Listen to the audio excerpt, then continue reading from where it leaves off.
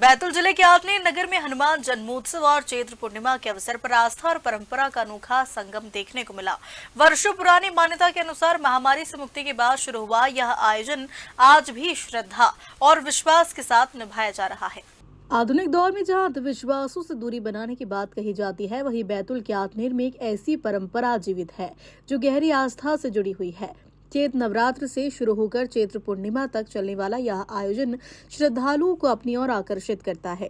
हनुमान जन्मोत्सव के अवसर पर नगर के बाजार चौक में भक्तिमय माहौल देखने को मिला।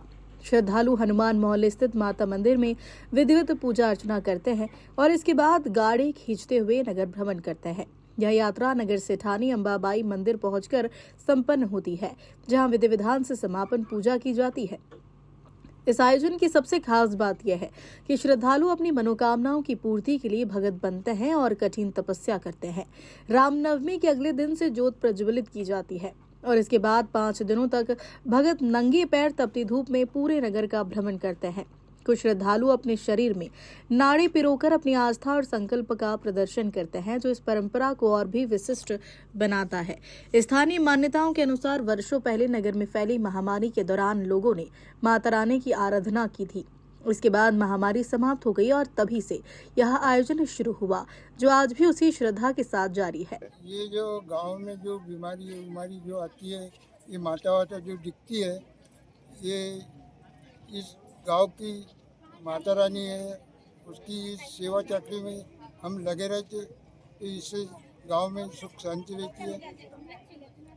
और दूसरी बात, इस गांव की इस माता रानी का दानव खप्पर मेरे पास में है। मुझे खप्पर चढ़ाना पड़ता है, इसलिए मुझे हर साल भगत बनना पड़ता है और मैं घट भी लगाता हूँ और माता रानी की चरण में उसको अर्पण कर देता हूँ। मुझे हो गए 5-6 साल। उनकी जो मन्नतें रहती है, भाई कोई जाके मंदिर में जाते, वो बोलते हैं कि भाई मेरे बच्चा अच्छा हो जाएगा तो मैं भगत बना के भाई गाड़ी कूदा दूंगा।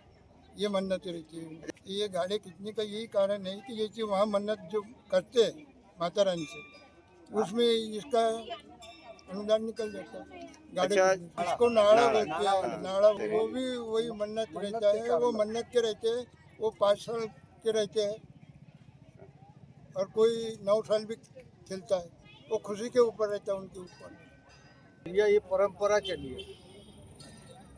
ये महामारी बीमारी आती थी और ये गांव के गांव बच्चे गुजर जाते थे, तो ये माता जी प्रकट हुई।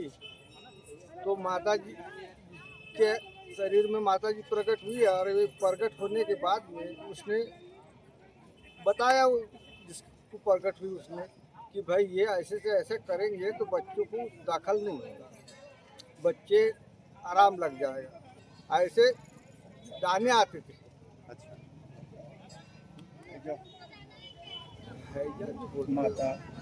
माता माँ बोलते, सेवा की बीमारी बोलते थे। ये तो परंपरा चालू है ना, परंपरा चालू भी है, ये चलेगी भी। अगर ये नहीं चली तो बहुत नुकसान हो जाएगा। जिसकी मन्नत रहती वही भगत बनता है।